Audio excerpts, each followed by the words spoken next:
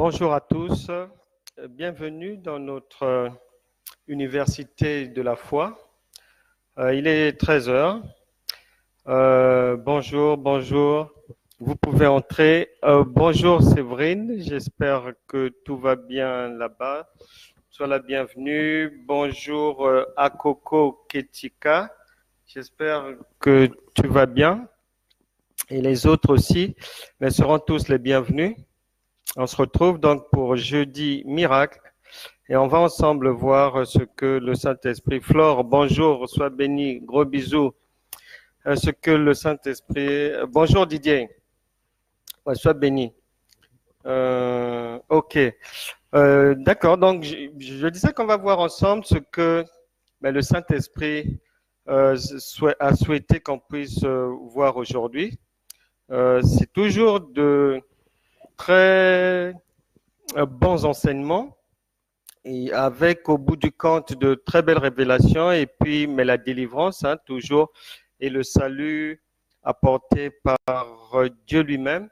Et pour aujourd'hui, on va traiter du sujet intitulé la résurrection financière. Edwige Nadège, bonjour, sois la très bienvenue et je prie les yeux ouverts, que Dieu puisse vous apparaître aujourd'hui et que tout ce que vous avez demandé ce matin en prière vous soit donné. Que Dieu vous exauce et soyez bénis. Je disais donc qu'on va parler de la résurrection financière et pour commencer, on va d'abord s'entendre sur ce qu'on entend par résurrection. La résurrection, donc, c'est le passage de la mort à la vie, c'est-à-dire, elle peut être physique, c'est-à-dire, vous n'avez plus le souffle de vie, et puis, à l'issue d'une prière inspirée, vous revenez à la vie et votre souffle est restitué par Dieu. Donc la résurrection, c'est ce passage-là, et on entend aussi par résurrection le passage de l'échec à la réussite, le passage de la maladie à la guérison. La résurrection, c'est un état de faillite dans les affaires et à un moment donné, les affaires reprennent de plus belle et la réussite dans vos entreprises pointe maintenant à l'horizon, vous la palpez, mais de nouveau vous la touchez. La résurrection, c'est lorsque les gens de la famille, par exemple, ou les amis se sont dressés mais contre vous pour dire que vous n'allez pas passer, vous n'allez pas réussir, que ce permis de conduire, vous n'allez pas l'obtenir, que cet examen, vous n'allez pas l'avoir. C'est lorsqu'il y a un décret, des paroles de malédiction, d'envoûtement, des propos qui vous ont déjà enterrés, qui se dressent devant votre marche. Et lorsque vous arrivez à vous extirper, à vous sortir de cette situation et à passer à la réussite, là, vous êtes ressuscité. Donc, on va dire, partant de la résurrection physique, elle s'entend aussi par extension sur tous les domaines de l'activité humaine. Voilà, pour la résurrection. Mais les finances, tout le monde connaît, hein. Les finances, c'est une ressource, c'est de l'argent qui vient de Dieu. L'or et l'argent appartiennent à Dieu. Et cet argent est mis dans vos mains. David a dit que nous recevons de Dieu tout ce que nous avons. Donc, Dieu permet que vous puissiez avoir cet argent entre les mains, que vous puissiez devenir prospère, que vous puissiez emmagasiner un nombre de biens afin de répondre à vos propres besoins, mais aussi d'être une source de bénédiction pour les autres, pour les gens de votre famille, pour vos voisins, pour vos amis, pour votre nation. Donc, c'est en cela que l'argent est nécessaire pour accomplir les objectifs de la vie, pour atteindre les objectifs de Dieu, parce que la propagation de la bonne nouvelle de l'Évangile aussi demande de l'argent et beaucoup d'argent. La Bible déclare que le vin rend joyeux et l'argent répond à tout. Donc, on a besoin de cet argent pour s'accomplir dans la vie, pour réaliser certaines choses et puis pour aider le plus grand nombre. Et en cela, la résurrection financière s'impose pour tout un chacun afin que la vie puisse être réussie et bien se dérouler. Et aujourd'hui, dans ce que nous avons commencé à traiter ensemble, la résurrection financière, les objectifs, nos objectifs aujourd'hui sont vraiment d'aller saisir que nous avons besoin d'avoir quelque chose pour pouvoir aider les autres. Il faut quelque chose pour faire quelque chose. Il vous faut avoir quelque chose pour être à même de faire quelque chose. Et c'est l'objectif que nous nous fixons aujourd'hui, c'est d'aller saisir ces réalités, d'aller s'accaparer des vitamines spirituelles des différentes paroles de Dieu qui vont être relâchées ici, de vous en saisir pour que vous puissiez emmener à l'existence ces promesses divines, afin d'être vraiment une source de bénédiction, mais selon le vœu de Dieu, le plan de Dieu pour votre génération. Et notre texte de base, on va aller ensemble, suivez-moi dans Matthieu chapitre 14, on va prendre 2 à 3 petits versets. Matthieu chapitre 14, on va prendre 2 versets, versets 14 à 15. Évangile de Matthieu, chapitre 14, versets 14 à 16 plutôt. Edwige Nadège, est-ce que vous pouvez faire la lecture de ce texte? On vous attend. Edwige Nadège va nous lire ce texte et le Saint-Esprit est là pour savoir si elle a sa Bible ou pas, parce que nous sommes à l'université de la foi et on n'y vient pas sans la parole de Dieu. Et je vais accompagner donc Edwige Nadège dans cette lecture. Matthieu chapitre 14, verset 14. Quand il sortit de la barque, ça c'est notre Seigneur et Sauveur Jésus-Christ. Donc il est avec ses disciples. Ils sont partis de quelque part et ils arrivent sur le rivage. Et le Seigneur sort de la barque. Et il est dit, il vit une grande foule.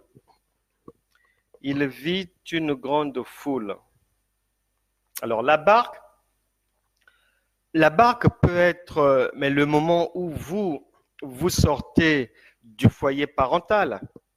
La barque peut être le moment de votre vie à partir duquel vous lancez dans la vie professionnelle.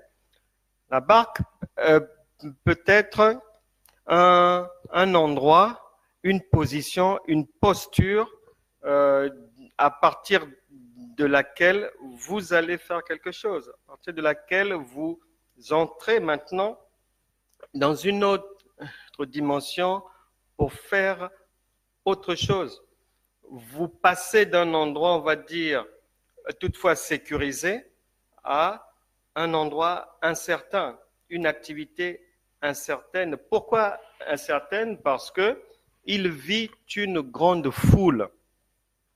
Et la foule, donc, c'est le monde, c'est la société. Et la foule vient toujours, le monde vient toujours, nous présente toujours ces difficultés, nous présente toujours beaucoup de choses à résoudre. Est-ce la maladie, mais pour vous aujourd'hui, ou est-ce un différend que vous avez avec une personne? Vous avez eu ce différend dans un pays, vous avez maintenant émigré, vous êtes ailleurs, mais cette chose-là vous poursuit toujours, vous empêche de parvenir à faire certaines choses. C'est un élément de blocage peut-être. La foule est là pour vous tendre aussi des pièges, des pots de banane. La foule est là pour vous apporter les difficultés. Et vous savez bien que plus vous fréquentez du monde, plus vous connaissez des gens, plus vous avez des amis, plus vous allez dans les maisons des gens et plus vous aurez des problèmes. On racontera des choses sur vous.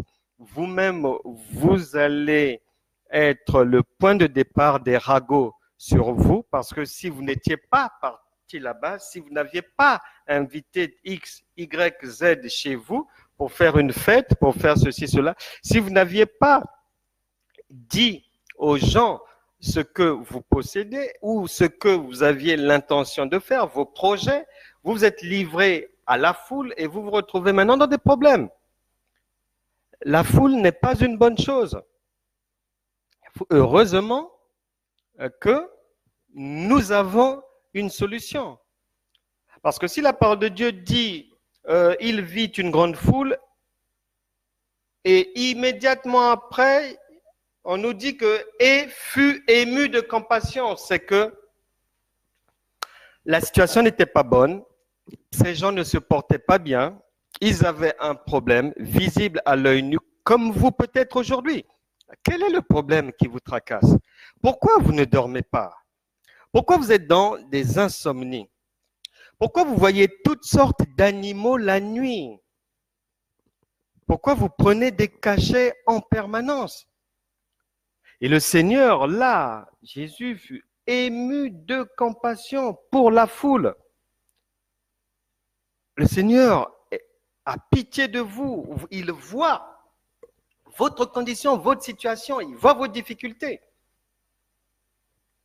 Et c'est pour ça qu'il est venu en vous par le Saint-Esprit afin de vous aider et afin que vous puissiez sortir des sentiers battus, des injures, des échecs répétés, des larmes. Et il guérit les malades. Ah ben voilà, là c'est une bonne nouvelle. Guérit les malades. Vous aviez des problèmes. Le Seigneur est venu à vous par le Saint-Esprit. Et là, on voit qu'il a solutionné l'un de vos problèmes. Vous êtes sorti d'un problème, d'une difficulté. Mais c'était peut-être il y a 10 ans, c'était peut-être il y a 5 ans, c'était peut-être il y a 4 ans, 2 mois, 3 mois, 1 an. Mais que sais-je encore? Mais la parole de Dieu m'apprend que nous sommes partis de quelque part, nous sommes arrivés quelque part, les difficultés dues à notre propre bouche, à nos fréquentations, à nos activités, à ce que nous faisons, là où nous allons, nos déplacements. Est-ce que nous parlons beaucoup sur le lieu de travail? Est-ce qu'on ne sait pas fabriquer des ennemis, des adversaires quelque part? Dans la foule, on peut aller chercher la femme d'autrui et on se retrouve dans des problèmes. La copine d'autrui, on se retrouve dans des problèmes. La foule, c'est ça. Toutes sortes de comportements qui engendrent des problèmes. Le problème ne surviendra pas le même jour, peut-être, de l'adultère, non. Mais il est déjà disposé dans votre destinée. Au même moment que vous êtes en train de commettre l'adultère, au même moment, le royaume de Dieu, qui est un royaume de justice, vous barre la route. Et vous, vous arriverez au niveau où la route est barrée, peut-être 1 an après, peut-être 2 ans après. Je ne sais pas. Pendant que vous êtes en train d'être malhonnête dans cette affaire, avec les autres commerçants, avec les collègues, avec les associés, pendant que vous fabriquez la malhonnêteté, Dieu vous a déjà tendu une embuscade quelque part. Mais cette embuscade-là n'est pas encore visible à l'œil nu. Et il faudra la compassion du Seigneur pour vous, pour enlever cette embuscade et solutionner votre problème. Donc là, vous avez un problème résolu. Gloire à Dieu. On est content. On poursuit. Verset 15. Le soir. Ah, tiens. Le soir étant venu. Le soir, c'est un mauvais moment. C'est l'obscurité. Et là, on se retrouve vraiment dans la vie sur Terre, c'est-à-dire, vous venez de solutionner un problème, immédiatement après, un autre pointe à l'horizon. Voilà le mécanisme de la vie sur Terre. Résolution permanente et successive des problèmes. Maintenant, en tant que fils et filles du royaume de Dieu, l'avantage que nous avons, c'est que par le Saint-Esprit, nous avons la capacité, la facilité, par la foi, de traverser toutes sortes d'épreuves avec aisance.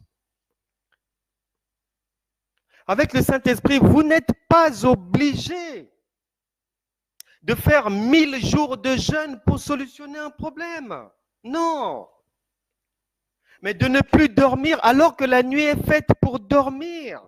Vous êtes maintenant ridé. Non.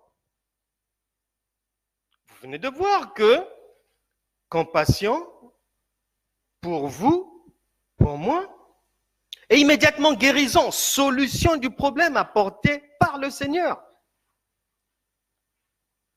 Malheureusement, après le premier problème, après ce problème-là, le soir arrive donc une autre difficulté. Peut-être que les enfants sont malades, l'un des enfants est tombé malade. Est-ce au travail qu'on vous a tendu un piège? Est-ce qu'on est parti finir votre crédibilité dans des ragots? Et là, c'est le soir, l'obscurité. Les nouvelles ne sont pas bonnes. Et heureusement que vous avez le Saint-Esprit, nous avons le Saint-Esprit. Les disciples s'approchèrent de lui et dirent, ce lieu est désert. Alors, quel est votre désert aujourd'hui? Est-ce que ça fait 15 ans que vous attendez un enfant? Est-ce que ça fait 15 ans que vous attendez un mariage? Et vous êtes maintenant découragé?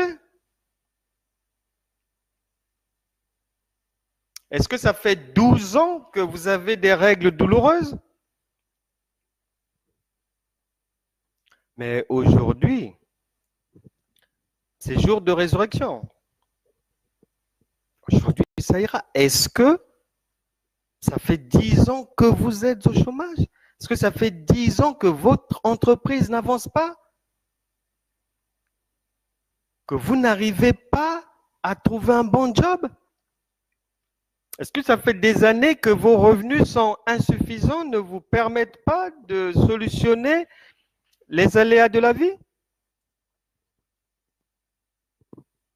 Un milliardaire australien, si jamais vous vous dites que ça en est fini pour vous, vous êtes découragé, vous avez mis trop de temps à cet endroit et qu'il est trop tard pour vous, pour que vous sortiez du tombeau, que vous sortiez de la honte, de la disgrâce et du mépris. Puisqu'après, la parole dit que ce lieu est désert, virgule, et l'heure est déjà avancée. Donc, où en êtes-vous? Êtes-vous découragé définitivement, éternellement? Votre entreprise ne fonctionne pas. Vous voulez mettre la clé sous le paillasson.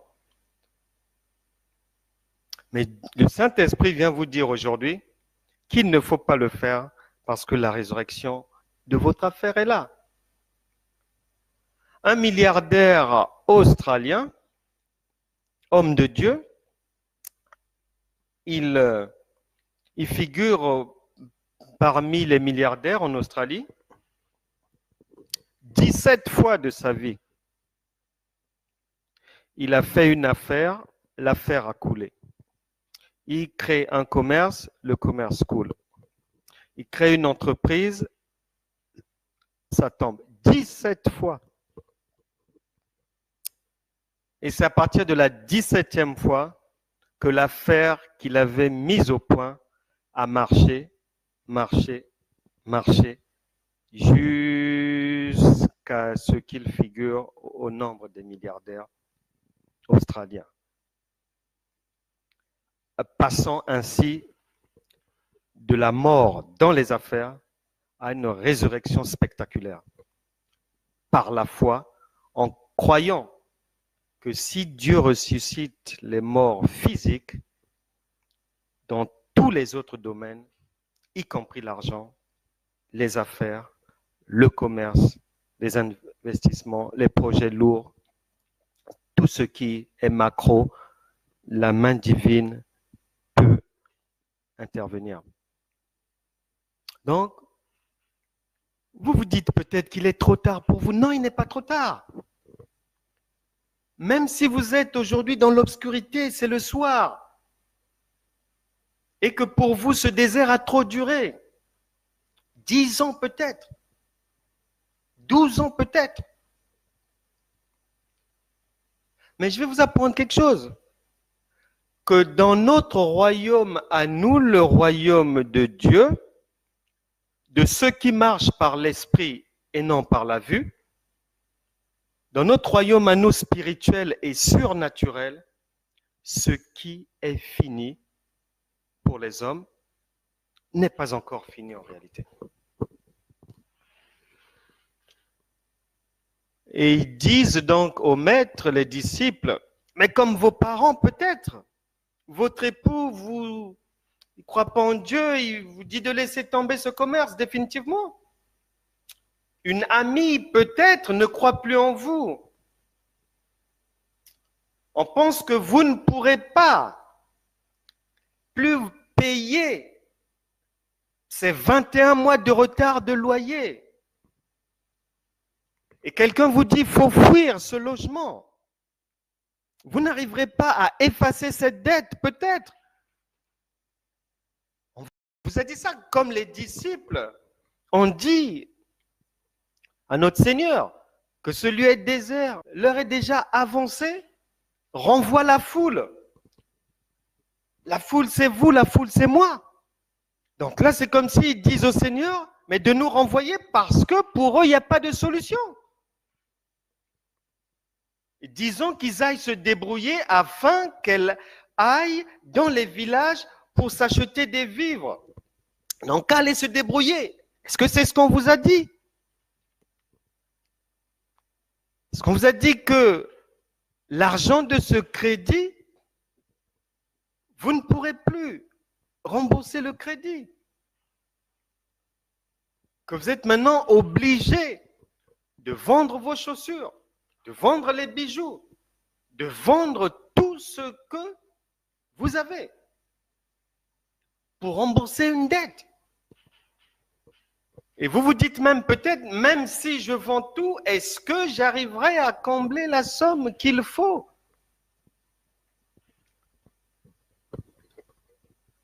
Vous le dites peut-être, certainement par ignorance.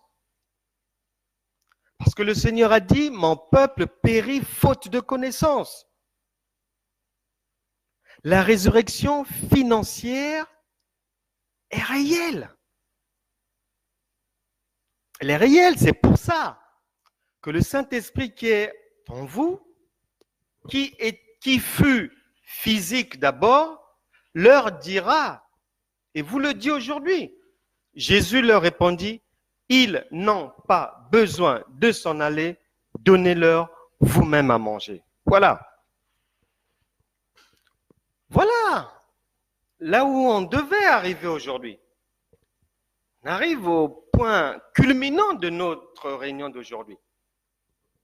Donnez-leur vous-même à manger.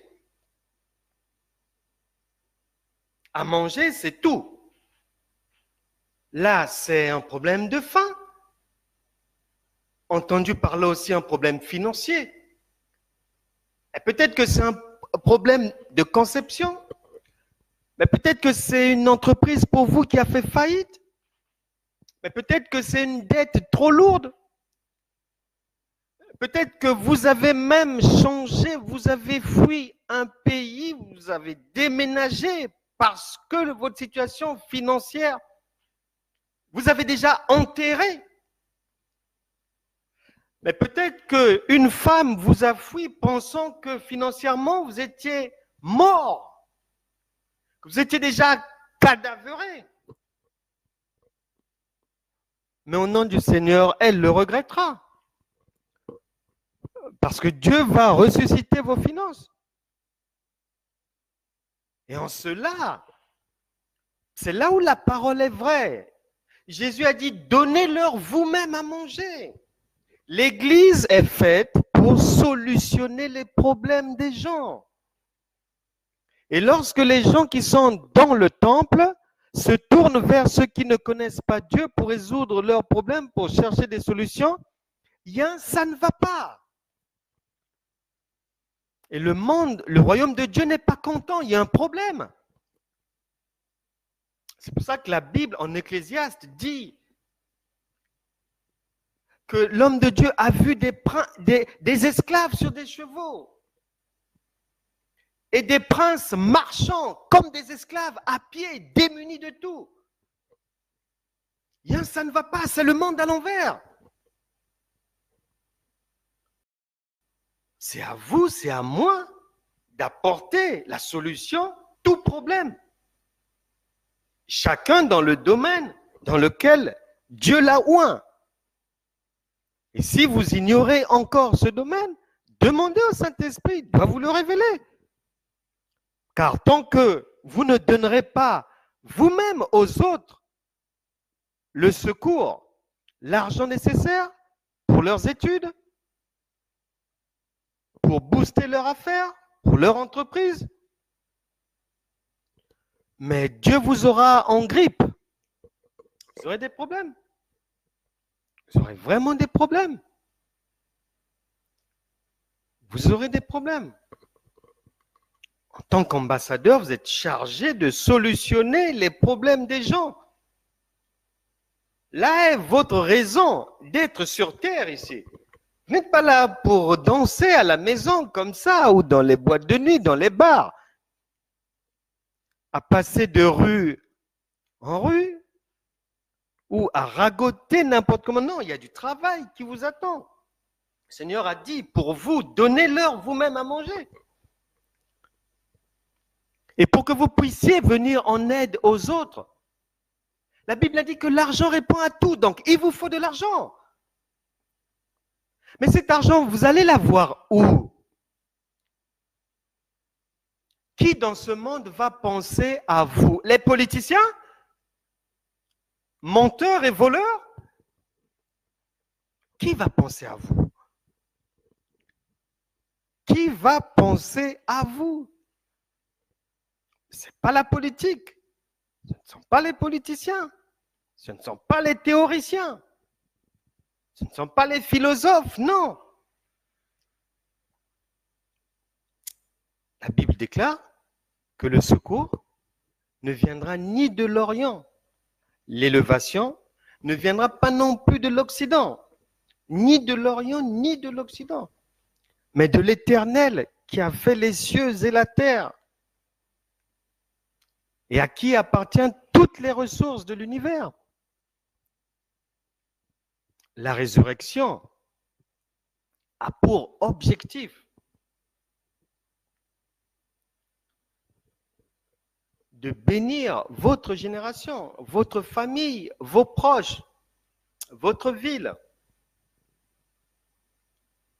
là où vous êtes. Vous êtes des secouristes. La résurrection financière vise des objectifs. Elle ne vise pas le m'as-tu vu. Elle ne vise pas à acheter une belle voiture pour se faire voir. Non. Dieu n'est pas dans ces choses-là. Il n'a pas son temps à perdre avec le m'as-tu vu, le bling-bling. Non, on n'a pas le temps. La résurrection est faite pour apporter le secours au plus grand nombre. Et un vrai secours. Je ne sais pas quelle est votre situation aujourd'hui, mais quelle est la somme qui vous manque pour sortir du tombeau, pour renaître financièrement? Je ne sais pas. Mais je vous assure que cette somme est disponible, elle est quelque part.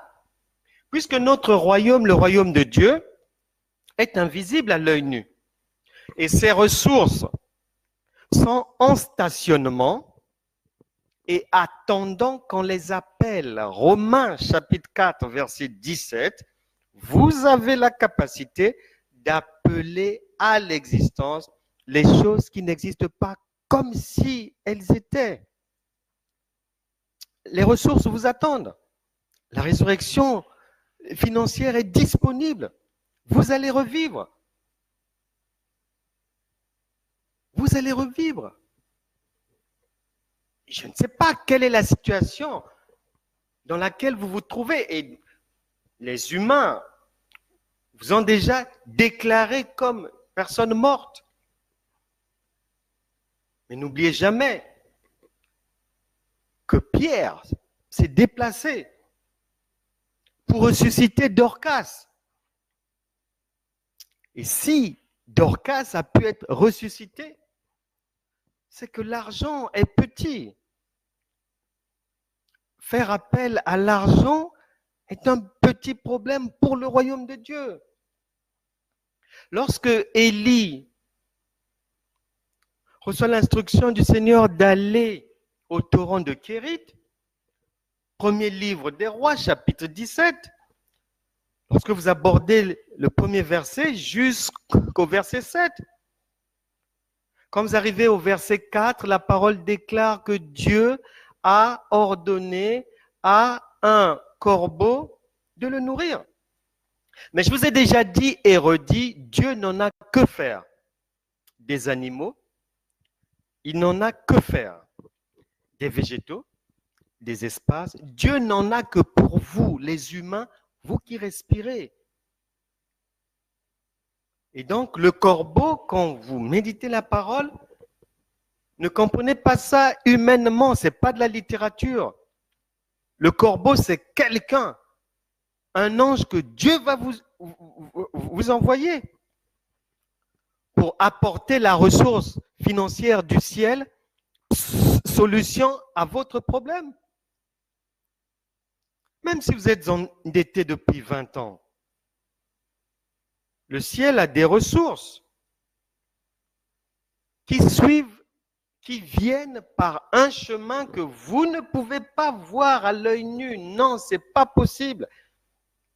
C'est pour ça qu'en Jérémie chapitre 29, le Seigneur vous dit de rester calme, qu'il connaît les projets qu'il a formulés pour vous. Ce ne sont pas des projets de malheur, mais des projets de bonheur pour vous donner un avenir et une espérance. Et la parole de Dieu est présente, c'est maintenant, c'est aujourd'hui. C'est aujourd'hui, c'est pour ça que le Saint-Esprit vous le dit. Il fait résonner cela dans votre esprit, dans votre corps, dans votre cœur. Troisième épître de Jean, vous vous calez au second verset. Je souhaite que tu prospères à tous égards et que tu sois en bonne santé comme prospère l'état de ton âme. C'est le Seigneur qui le dit. Dieu n'a jamais prévu que l'homme reste dans un tombeau financier, non. Si quelqu'un a prononcé ces paroles contre vous, on va les enlever aujourd'hui par l'autorité reçue du Seigneur. Un frère qui est en Guyane, un soir, pleurait au téléphone. Le frère est cadre dans une grande administration française. Mais financièrement, dès que l'argent rentre par la main gauche, immédiatement la main droite racle tout. Problème sur problème, problème sur problème, problème sur problème. Voyez rien. Et il pleurait ce jour-là au téléphone, me relatant son calvaire. Et il me disait que lorsqu'il s'est mis en prière, demandant à Dieu où était la source de son enterrement financier, il va se souvenir qu'un jour, il avait envoyé de l'argent à un membre de sa famille, l'un de ses oncles, me disait-il, et il apprendra par quelqu'un bien des années après que lorsque l'oncle avait réceptionné cet argent, il y a mis le feu et il a enterré cet argent, enterrant ainsi la prospérité financière de ce frère, qui, bien qu'étant cadre dans l'administration, mais vivait dans un dénuement sans nom.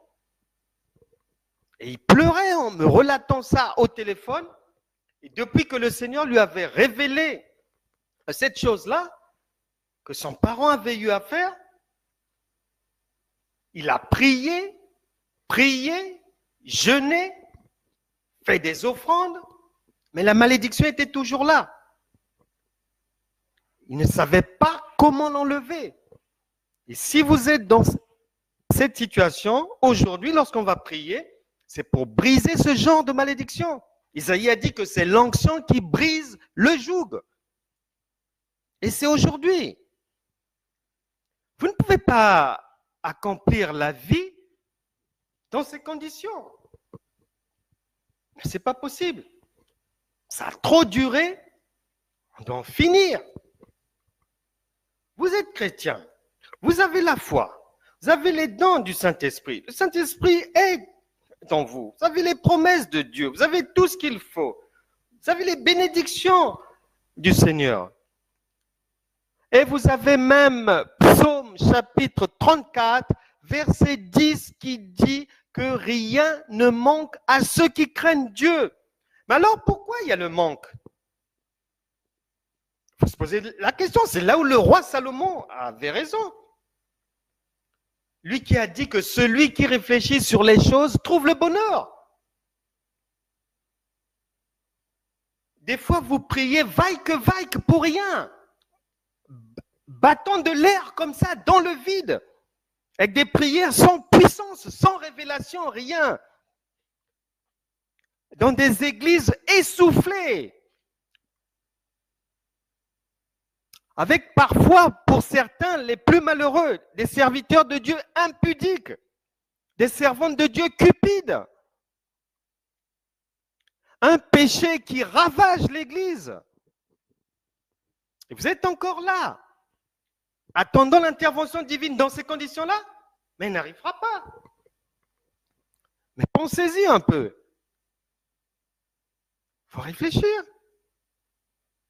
Au psaume 34, toujours, le verset 23 dit que l'Éternel délivre l'âme de ses serviteurs. Vous ne pouvez pas être serviteur, servante de Dieu et demeurer en stationnement dans un cimetière. Non, un cimetière financier. Non, vous devez sortir de là aujourd'hui, coûte que coûte. C'est aujourd'hui, puisque l'Éternel a dit qu'il délivre l'âme de ses serviteurs et de ceux qui l'ont pour refuge échapperont au châtiment. Les serviteurs de Dieu ont un rang honorable. Ils ne doivent pas être dans l'abaissement. C'est vrai qu'il y a des faux serviteurs de Dieu, accompagnés de fausses servantes de Dieu, mais si le faux existe, c'est parce qu'au départ, il y a le vrai. Les vrais aussi sont là. Les vrais sont là. Et c'est ceux-là qui vont vous aider dans les assemblées. qui vont vous booster. Et aujourd'hui, la sécheresse financière, on va l'arrêter aujourd'hui, on va y mettre fin. Et si vous hésitiez à vous lancer dans les affaires, on vous a découragé, on vous décourage. Parce que peut-être vous vous dites que je n'ai pas suffisamment, ce que j'ai c'est des miettes, l'affaire ne tiendra pas. Ou l'endroit n'est pas bien, il faut un autre endroit, donc je dois attendre. Donc vous restez là dans le cimetière. Pour X raisons, vous ne voulez pas aller de l'avant, oubliant que la foi est là pour vous pousser, pour vous accompagner. Si vous êtes mort financièrement ou morte financièrement, ou dans le domaine de l'entreprise, parce que vous restez dans les starting blocks, trouvant que votre position est tellement à terre que vous ne pouvez pas décoller une affaire, vous ne pouvez rien faire. Pour mémoire, il s'appelle Louis Navarro. C'est le créateur de la chaîne de magasins La Foire Fouille. Navarro crée sa chaîne en 1975 dans le sud de la France. Là où il met son premier entrepôt est un endroit non fréquenté. Il n'y a pas de route. Les gens le découragent. Malgré le découragement, Navarro a persisté pour croire que sa détermination viendra à bout des doutes de son entourage. Et lorsque il programme l'ouverture de son entrepôt, les gendarmes qui viennent pour sécuriser les lieux avant l'ouverture, mais vont lui dire, mais vous êtes fou, qui viendra ici? Mais personne ne viendra ici. C'est pas possible, c'est un endroit isolé, non fréquenté. Mais Navarro ne s'est pas découragé. Il a maintenu l'ouverture de son magasin, de l'entrepôt. Un endroit désertique, isolé, peut-être au même endroit que là où vous êtes actuellement dans votre affaire, dans votre commerce. Dans vos économies, il n'y a plus rien. Vous êtes en permanence à découvert depuis 25 ans, peut-être. Vous avez les huissiers qui vous pourchassent. Il y a l'URSSAF. Il y a toutes les institutions à vos trousses. Vous vous réclamez un dû. Vous êtes déjà enterré. Votre affaire est déjà morte. Mais prenez courage. On va mettre fin à la mort aujourd'hui ensemble. Et Navarro, donc, va persister. Il maintient l'ouverture de son magasin. Et à la grande surprise de tout le monde, à la grande surprise des gendarmes, de ses parents, des proches, de tout le voisinage, le jour où l'entrepôt de Louis Navarro lance l'activité en 1975, il y a une queue incroyable dans ce désert qui n'était pas fréquenté. Une foule s'est présentée. L'État a été étonné, la préfecture étonnée. Mais comment? Vous le vivrez, vous aussi, dans votre maison, dans votre porte-monnaie, dans votre compte en banque, dans vos affaires. Si vous vous accrochez à la parole du Saint-Esprit, de Jésus, Jean chapitre 11, verset 40, si tu crois, tu verras la gloire de Dieu. Maintenant, vous êtes dans un cimetière financier. On doit maintenant en rechercher les raisons, les causes. Est-ce que c'est comme ce frère qui était sous une malédiction avec son argent brûlé et enterré? Peut-être que pour lui c'est ça, mais pour vous c'est quoi? On doit en chercher les causes pour les traiter tout à l'heure dans la prière, directement. Réfléchissez-y, pensez-y. Et si vous êtes à l'origine de votre malheur, répentez-vous déjà, parce que lorsqu'on va basculer dans la prière, on aura déjà normalement nettoyé les cœurs. Arrangez-vous déjà avec le Seigneur.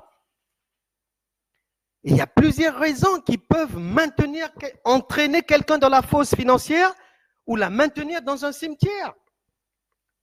Mais même si tu étais sorti de la fosse, mais si tu es toujours dans le cimetière, mais tu n'as pratiquement rien fait. Donc aujourd'hui, il faut en sortir. Et c'est par le Saint-Esprit, par la puissance de Dieu, qu'on va sortir de là ensemble. J'étais dans la ville de Mons, en Belgique, un jour. Et là, je rencontre un frère. Et le frère m'expose ses problèmes financiers. Et je lui demande à ce moment-là, qu'est-ce qu'il faisait pour essayer d'avoir une entrée financière, une ressource mensuelle, par exemple. Et le frère me dit qu'il faisait du bénévolat. Je lui dis oui, le bénévolat, c'est bien. Mais le bénévolat, on se dispose à faire une activité, à rendre service, sans attendre quelque chose en contrepartie. Mais à côté de cela, que faites-vous? Quelle activité avez-vous lancée pour que le royaume de Dieu puisse vous venir en aide, puisse booster votre affaire? Donc, je me rendais compte en l'écoutant que le frère pensait que le bénévolat allait suffire et son bénévolat touche automatiquement le cœur de Dieu pour que Dieu envoie la provision. Je lui ai dit non. Mais non. Le bénévolat, c'est quelque chose à part. Maintenant, la manne de Dieu, les ressources du royaume de Dieu ont le besoin de s'appuyer sur une activité génératrice de fonds. Et je lui disais qu'il était obligé de mettre sur pied une affaire. Parce que Dieu fonctionne selon le principe, pour qu'il te donne quelque chose, tu dois avoir quelque chose quand même. Il faut une base. Il faut quelque chose. Et lorsqu'il m'a relaté sa vie, je lui ai dit que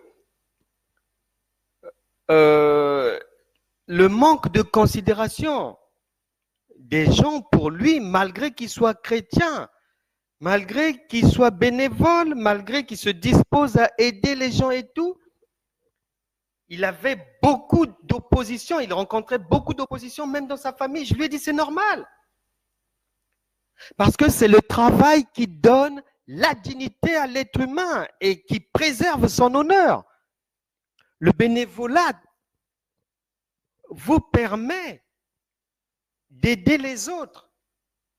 Mais vous n'êtes pas créateur, vous n'êtes pas générateur de la ressource. Donc la société ne peut pas vous respecter. Et donc, me disait que de temps à autre, dans son bénévolat, on lui remettait 100 euros, des fois 500 euros, des fois un chèque de 1000 euros, si cela. Et lui me disait que pour lui, c'était la bénédiction divine. Je lui ai dit, mais non! La bénédiction de Dieu, elle n'est pas micro, elle est macro.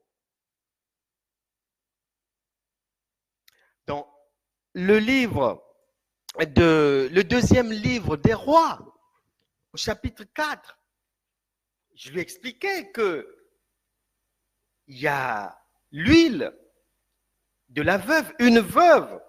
Les créanciers étaient venus pour prendre les enfants et aller les vendre pour que la dette du père soit remboursée. Peut-être que les créanciers frappent à votre porte depuis des années maintenant. Vous ne dormez pas, vous allez d'insomnie en insomnie. Mais cette femme était dans l'ignorance.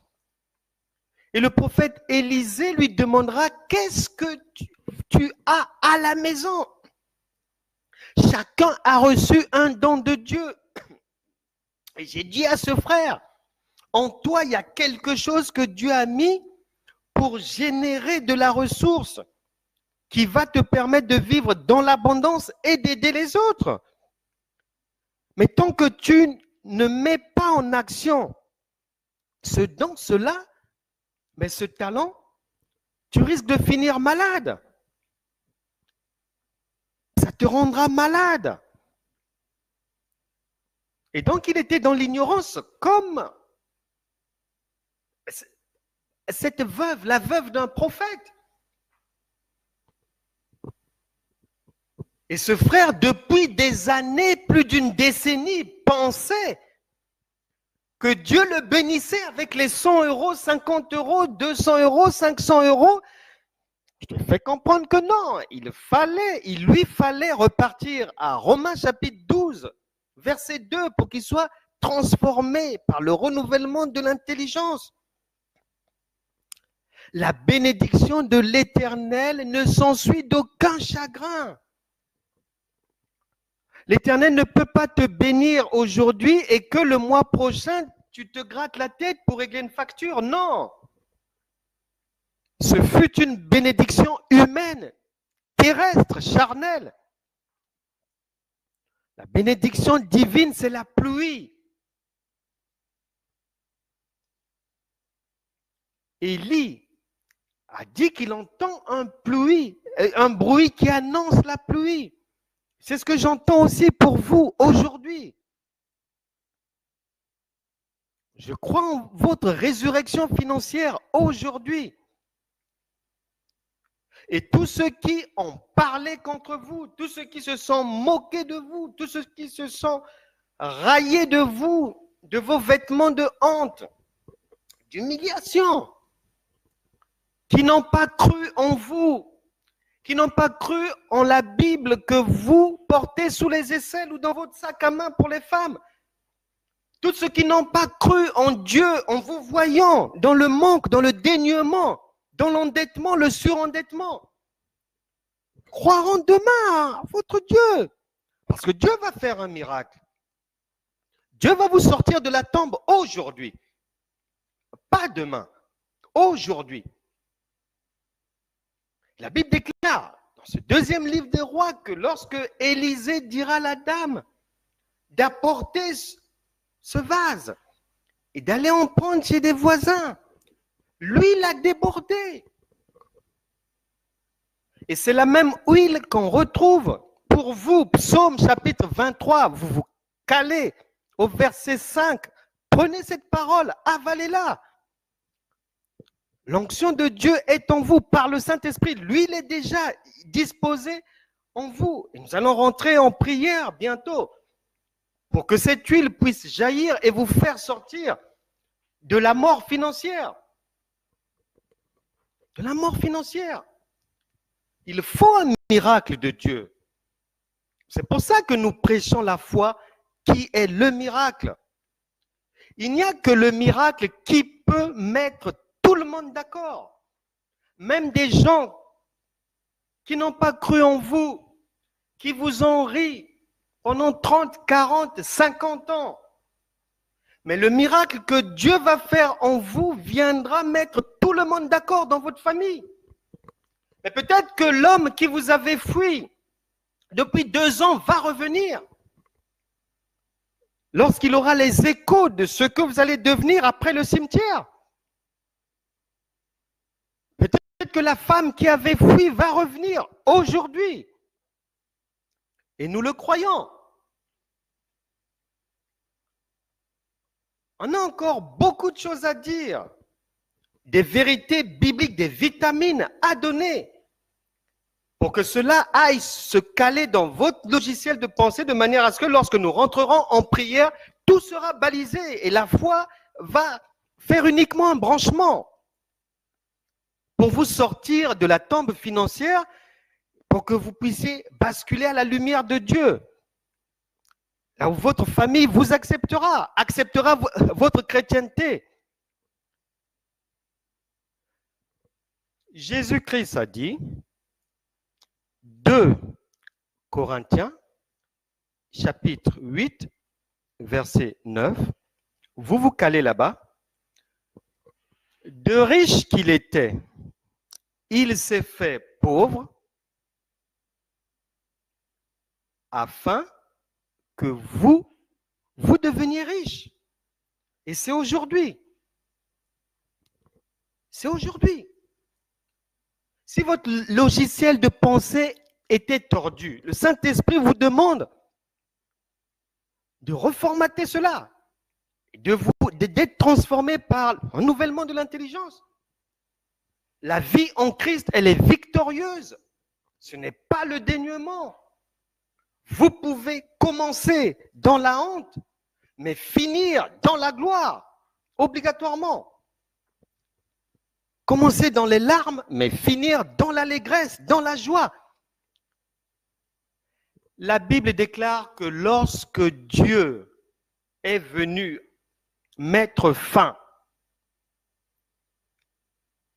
au combat qui opposait le camp de Dieu, conduit par Moïse, au camp de Satan, conduit par Pharaon, même les magiciens de Pharaon ont dit que là, c'est le doigt de Dieu. Et le débat se termine là. Dieu doit intervenir dans votre situation aujourd'hui. Il faut un miracle. Dans Actes chapitre 9, versets 31 à 35, avant d'aller ressusciter Dorcas, Pierre s'était retrouvé à un endroit. Il arrive, il avait fait l'ide, il arrive. Il y a un paralytique aîné allongé sur un lit, publiquement connu de toute la région, depuis 8 ans, paralysé. Pierre le trouve là et lui dit au nom de Jésus, Jésus-Christ te guérit aujourd'hui, aîné, lève-toi et marche. Vous devez sortir du tombeau financier aujourd'hui. Et aîné s'est levé, mais ça ne s'arrête pas là. La Bible déclare au verset 35, et ça a toujours émerveillé ma conscience, que tous les habitants de Lyde et du Saron, de ces deux localités, à la vue de ce miracle, tous les habitants se sont convertis. Mais sans miracle, comment vous allez mettre tout le monde d'accord? Sans miracle, comment vous allez faire pour enlever le discrédit sur vous? Sans miracle, comment vous allez faire que les banquiers vous respectent? Sans miracle, comment vous allez faire que les huissiers ne se pointent plus chez vous? Sans miracle, comment vous allez faire que l'URSSAF ne vous réclame plus des impayés? Sans miracle, comment vous allez faire que votre bailleur puisse effacer 30 mois d'arriérés de logement, de loyer? Comment? Expliquez-moi. C'est le miracle qui vient mettre tout le monde d'accord. Un miracle vaut mieux que 1000 prédications. Si à Lyde et au Saron, toutes ces villes se sont converties, toute la population, toutes ces populations, face à un miracle, il faut un miracle de Dieu aujourd'hui dans votre vie. Et je vais terminer maintenant, avant que nous n'entrions en prière. J'ai dit à ce frère ce jour-là, dans cette ville de Mons en Belgique, je lui ai dit, écoute-moi bien, je lui ai dit ceci. Je connais un homme de Dieu Donc, la femme était dans la même situation que le frère. Donc, elle faisait du bénévolat, mais elle n'avait pas d'entrée financière régulière mensuelle. Et un jour, un homme de Dieu était de passage dans leur église et à la fin, la femme du pasteur est allée le voir pour lui poser le problème suivant. Que homme de Dieu, mon mari est pasteur, je suis sa femme, nous conduisons telle œuvre, mais financièrement, c'est vraiment la misère. Au moment, pendant que la femme déversait le flot de misère, Dieu, par le Saint-Esprit, a donné la solution à l'homme de Dieu par une parole de sagesse.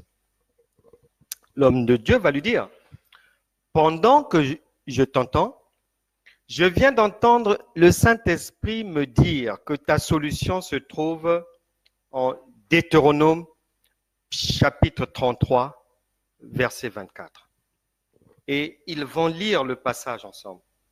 Et dans ce passage, il est dit que Hazer avait mis ses pieds dans de l'huile. Et là, la femme du pasteur, femme de Dieu, elle ne comprend pas trop. Comme vous peut-être, quand vous lisez la Bible, comme beaucoup de chrétiens. Et heureusement que l'homme de Dieu avait la connaissance du langage du royaume de Dieu. Il va lui dire ceci. Pour que ta pauvreté cesse, Dieu te demande de faire une activité. Maintenant, là où Dieu vient de t'aider, c'est que l'activité que tu dois faire, là où Dieu t'attend pour briser cette pauvreté héréditaire, pour redonner de l'honneur à ton foyer, il faut que l'activité que tu vas faire ait un lien avec l'huile. Il dit, ah bon? Il dit, c'est ce que j'ai reçu du Seigneur, je te libère ça, je te donne ça, comme je l'ai reçu, il faut que ça soit dans l'huile. Je ne sais pas quelle huile, toi-même tu verras, mais il te faut faire un commerce avec de l'huile. L'homme de Dieu est parti, un jour passe, une semaine passe, 2 semaines, au moins 6 mois après, la femme du pasteur est invitée à une activité à Londres. Et nous allons finir aujourd'hui donc par l'Angleterre. Je vais terminer par là. Elle est invitée, elle arrive à Londres. Le jour où elle arrive à Londres, le taxi londonien qu'elle veut prendre, lorsque le chauffeur ouvre la portière, une odeur nauséabonde va de l'intérieur vers l'extérieur et la femme veut refermer la portière et changer de taxi. Au moment où elle voulait faire ce geste, elle a entendu audiblement Dieu, le Saint-Esprit, lui dire « Entre là ». Et elle disait, il y avait une odeur nauséabonde. Elle est entrée. Le chauffeur était d'origine dans les pays comme le Pakistan et tout là-bas. Il conduit, il demande à la dame là où elle allait. Ils sont en train de conduire. Ils sont en train de conduire. Maintenant, le chauffeur lui pose la question.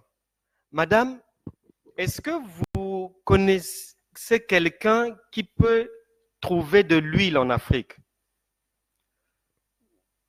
Elle demande pourquoi. Il lui dit non. Je transporte souvent un diplomate et l'autre jour, il m'a dit que son pays, il y a une grosse structure de leur pays qui recherche l'huile venant d'Afrique, mais en quantité astronomique. Je dis, ah bon?